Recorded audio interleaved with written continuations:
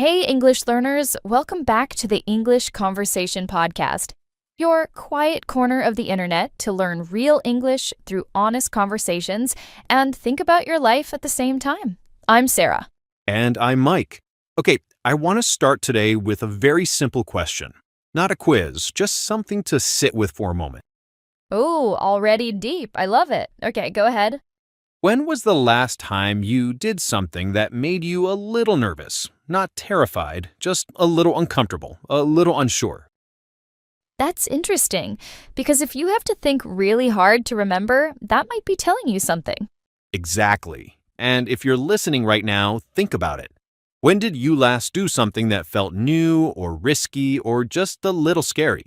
Because here's the thing, if your answer is I can't remember, you might be living in what I call a waiting room. A waiting room. Okay, explain that. You know how you sit in a waiting room at a doctor's office? You're not really living your life in that moment. You're just waiting. Right. Waiting for something to change, waiting to feel ready, waiting for the right moment. And the waiting room is comfortable, isn't it? There are chairs, there's Wi-Fi, nothing bad is happening. Right, but nothing good is really happening either. And that is exactly what today's episode is about. Waiting versus starting, and why so many of us are stuck in the waiting room of our own lives. Today we're going to talk about procrastination, that habit of always putting things off. Perfectionism, the feeling that you're not ready yet. The fear of being judged, and what it actually feels like to finally take that first step. And of course, we'll look at the language along the way. This is a B1 to B2 level episode. So the language will be natural and conversational, but we will speak clearly and explain important vocabulary as we go. If you're A2, don't worry, you can still stay with us. Some parts will stretch your brain, and that's exactly how it should be. And later in the episode, we have our vocabulary section, where we look at 10 key words and phrases from our conversation. We'll explain them slowly, and you can repeat with us. So whether you're on the bus right now, cooking dinner, or lying in bed telling yourself, I'll start tomorrow, this episode is for you. And one small request before we continue. If you enjoy learning with us, please subscribe to the English Conversation Podcast, like this episode, and leave us a comment. It really does help more learners find us on YouTube. Yes, and here's today's comment question. We want you to write one thing you've been waiting to start. Could be learning something, saying something to someone, changing something in your life. Just one honest thing. We'd love to read it. Okay, Sarah, let's get into it. The waiting room, because I think most people don't realize they're in one. That's so true. You don't wake up one day and say, I've decided to stop living my life. It happens slowly. You just keep postponing things. Postpone. That means to push something to a later time, to delay it. For example, you postpone a difficult conversation because it feels uncomfortable. You postpone starting your English practice because you're not ready yet. And postponing one thing feels harmless, right? Just one day, just this week. I'll start next month. But when you postpone again and again, it becomes a pattern, and the pattern becomes your life. It's like you're waiting for a green light that will never come on its own. Yeah, and I think the most dangerous version of waiting is when it sounds very reasonable, like, I'll apply for that job when my English is better, or I'll talk to that person when I feel more confident. Those sound so logical. They do, but what they really mean is, I'll start living my life in some other, easier version of myself that doesn't actually exist yet. And while you're waiting for that version of yourself, time passes, and you don't even notice it first. A week goes by, then a month. Then you look up and 6 months have passed and you are still in exactly the same place. Right, and the frustrating thing is, it's not like you were lazy. You were busy, you had reasons, life was happening. But the thing you were waiting to start, it's still there, still waiting. And I think that's one of the most painful feelings. Not failing, not trying and losing, but looking at something you really wanted and realizing you never even gave it a real chance. Because you were waiting to be ready. Exactly. And this is where perfectionism comes in. Perfectionism, that's the belief that you need to be completely ready, completely good, completely prepared before you begin. It sounds like a high standard, but actually, it's a very effective way to never start anything. I think perfectionism is one of the most misunderstood problems because from the outside, a perfectionist looks very serious and motivated. Right, but on the inside, they are often paralyzed. Paralyzed, great word. If you are paralyzed, you cannot move or take action, like a deer in headlights, frozen, unable to go forward. And the sad thing about perfectionism is that it often comes from a good place. You care, you want to do something well. But caring and waiting are two very different things. Exactly. You can care deeply about something and still begin before you feel fully ready. In fact, most great things in life were started by people who were not ready. They were just brave enough to begin anyway. And that word brave is interesting. We often think brave means not scared, but actually brave means doing something even though you are scared. So being brave doesn't mean the fear disappears, it means you move forward while the fear is still there. I really like that because I think a lot of people are waiting to feel brave before they act, but that's the wrong order. Completely the wrong order. You act first. The bravery comes after, or maybe alongside, but it doesn't come before. And I think this connects to something a lot of English learners feel. They want to feel fluent before they speak, but you can't get fluent without speaking. Yes, that is such a good example. You cannot prepare your way to fluency. You have to speak your way to fluency, and speaking means making mistakes. Speaking means sometimes saying the wrong word or forgetting the grammar. And feeling embarrassed about it. Yes, but that embarrassment, that is actually a sign that you are learning. Your brain is noticing the gap between where you are and where you want to be, and that is the beginning of progress. I never thought about embarrassment that way. Like it's not a stop sign, it's more like a compass. It shows you the direction. Exactly. The embarrassment points at the thing you need to practice. So instead of running from it, you can get curious about it. Okay, but Sarah, let's be honest. One of the biggest reasons people stay in the waiting room isn't just fear of failing, it's fear of being judged. Oh yes, that one is real. Because when you try something new, people can see you, and people might have opinions, and those opinions might be unkind. So it feels safer to stay invisible, to not try, to stay in the waiting room where at least no one can criticize something you haven't done. But here's the quiet truth. The people who judge you most harshly for trying are usually the ones who haven't tried anything themselves. That's such a good point. Criticism often comes from people who are also sitting in their own waiting rooms and feeling bad about it. And their words say more about them than about you. So when you feel that fear of judgment, you can ask yourself, is this person someone whose opinion actually matters? Are they living a life I want? Or are they just someone who feels more comfortable when I stay small? Stay small. I love that phrase. It means to hold back, to not show your full self or abilities, to keep yourself limited so others feel comfortable. And I think so many people, especially English learners, have been told to stay small. Don't speak until your grammar is perfect. Don't try until your accent is gone. Don't start until you're ready. And that advice, honestly, is the advice that keeps people in the waiting room forever. Because here's what actually happens when you start before you're ready.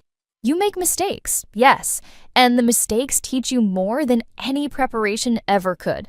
Every time you speak imperfect English in a real conversation, you learn something. Your brain makes a new connection. That is how language learning actually works. Not in the waiting room, in the conversation. And I want to say something to anyone listening who has been waiting for a long time. Maybe years. Maybe you started something once and it didn't work and you stopped. And now you're afraid to try again because what if you fail again? That fear is so understandable, really. When you've been hurt before, when you've tried and felt embarrassed or disappointed, it makes complete sense that part of you wants to protect itself. But that protection has a cost, and the cost is the life you're not living while you wait. Right, the protection keeps out the pain, but it also keeps out the joy and the growth and the feeling of being truly alive. So the question is not, can I guarantee I won't fail? Because you can't. No one can. The question is the risk of trying worth more than the certainty of staying still? And for most people, if they're really honest with themselves, the answer is yes. The trying is worth it, even with the fear, even with the possibility of failure.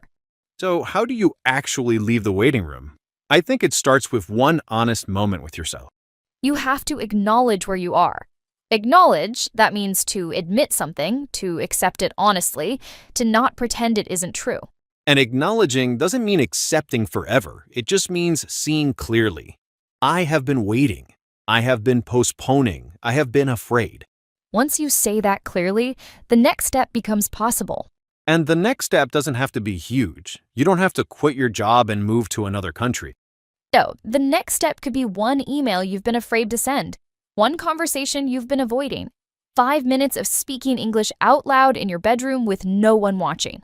Because momentum, that's the energy that keeps you moving forward, momentum starts small. You can't get momentum by preparing for momentum.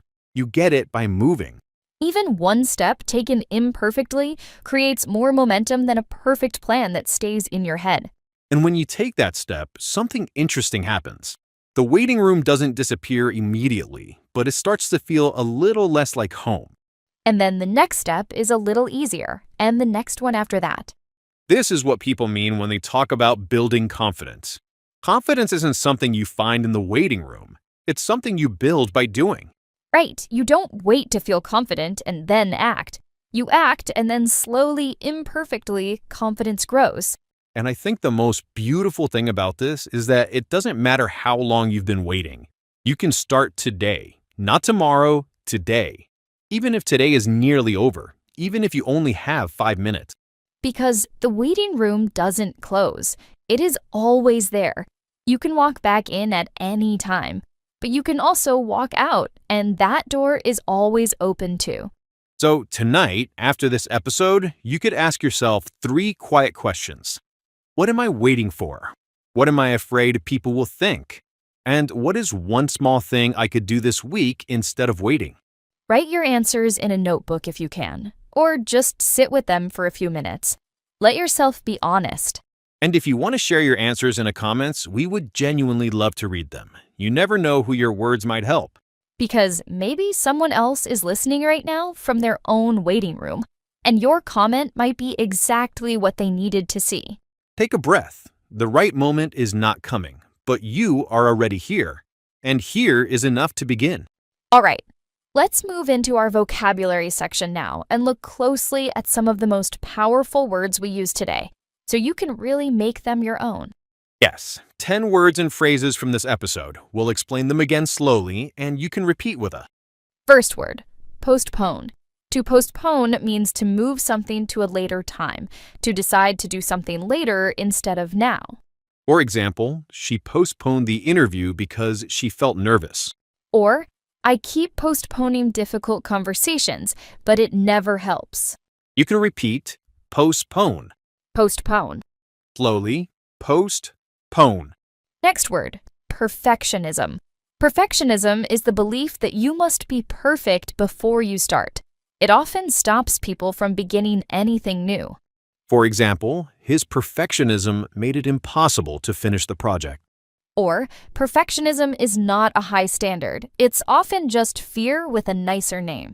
Repeat, perfectionism. Perfectionism. Take your time. Perfection-ism. Next word, paralyzed.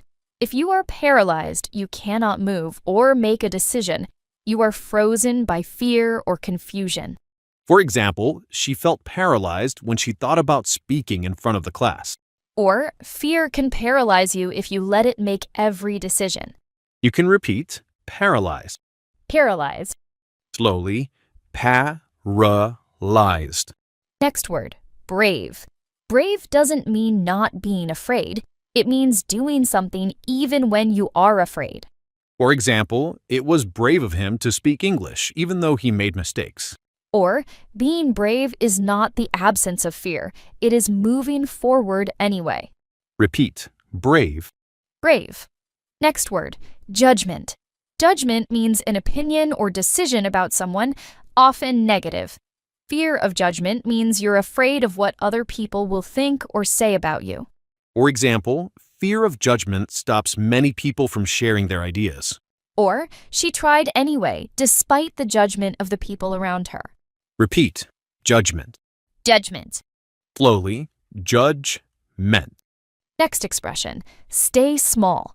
To stay small means to hold yourself back, to not show your full potential because you're afraid or because someone made you feel you shouldn't. For example, don't stay small to make other people comfortable. Or she spent years staying small, and then one day she decided to stop. Repeat. Stay small. Stay small. Next word, acknowledge. To acknowledge something means to accept it honestly, to admit it is true, even if it's uncomfortable. For example, he acknowledged that he had been avoiding the problem. Or, the first step to change is acknowledging where you really are. You can repeat, acknowledge. Acknowledge. Take your time. Ack-naw-led. Next word, momentum. Momentum is the energy or force that keeps you moving. When you have momentum, it's easier to keep going. For example, once she started exercising every day, she built momentum and couldn't stop. Or, even small actions create momentum. You don't need a perfect plan. Repeat, momentum. Momentum. Slowly, momentum. Next phrase, before you're ready. This phrase means you start something without waiting until you feel perfectly prepared. For example, most successful people started before they were ready. Or, I decided to speak even before I felt ready, and I'm glad I did. You can repeat, before you're ready. Before you're ready. Take your time. Before you're ready. Last phrase, take the first step. To take the first step means to do the very first action toward a goal, not the whole journey, just the beginning. For example, taking the first step is always the hardest part. Or, you don't need to see the whole path, just take the first step. Repeat, take the first step. Take the first step. Slowly, take the first step. That was our vocabulary section for today. If you want, you can replay this section and repeat with us until these words feel natural. You don't need all 10 words tomorrow, but even 1 or 2 can already change how you talk about your life. Words like paralyzed and momentum are not just English, they are also a way of understanding yourself. You are learning. You are already taking steps just by listening. And that matters more than you think. If this episode spoke to you, please leave us a comment, subscribe to English Conversation Podcast, and share it with one person who might be sitting in their own waiting room right now. This is Sarah. And this is Mike. And you've been listening to the English Conversation Podcast. The waiting room is not your home. Go begin. See you in the next episode. Bye.